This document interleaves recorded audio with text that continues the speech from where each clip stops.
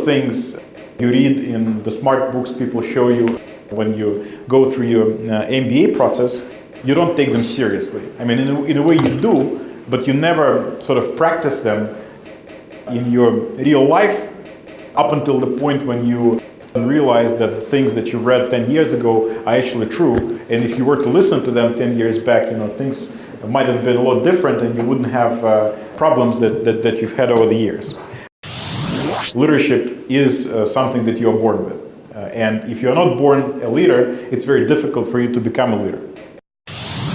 What are the skills that I have to develop to be a more effective leader? A lot of it is about psychology and understanding human nature, and a lot of it is about sort of using tools and practical mechanisms and instruments which have been invented a long time ago. And the question is about putting them in practice, making them work, and exercising them diligently. The first question I would ask myself is, what kind of a team do I want to work with me? Because basically, people is the key asset of any company. People make all the difference in the world. The quality of people that you have define your success 90%. So team is absolutely critically important.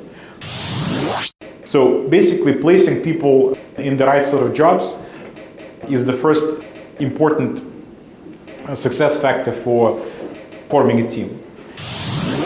If you have the right people in the right spot and they enjoy what they do, then the next question is how to set targets and how to align the performance of these individuals to those targets. Targets are very different. You have to combine sometimes different targets, and those kinds of conflicts exist all the time. So it's a question of fine-tuning and putting the right weights and balances and priorities. A lot depends on the boss, and the boss decides who gets which bonus and so forth. So the fight starts around the boss, and it completely destroys the team performance. In Russia, it's different. People are promoted much quicker. There is a real shortage of talent, but similar rules apply.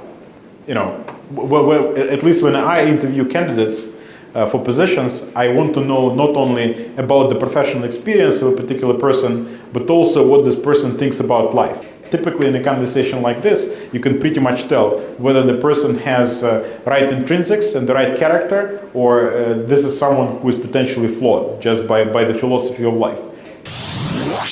I just recently came back from the United States.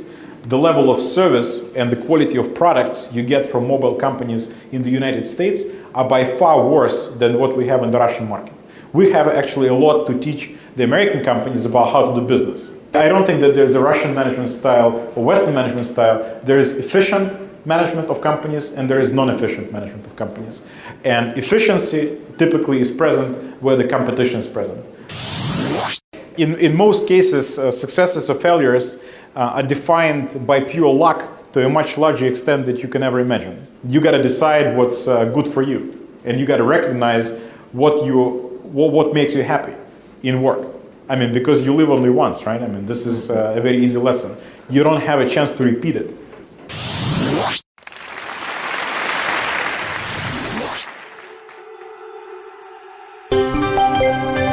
Сколково.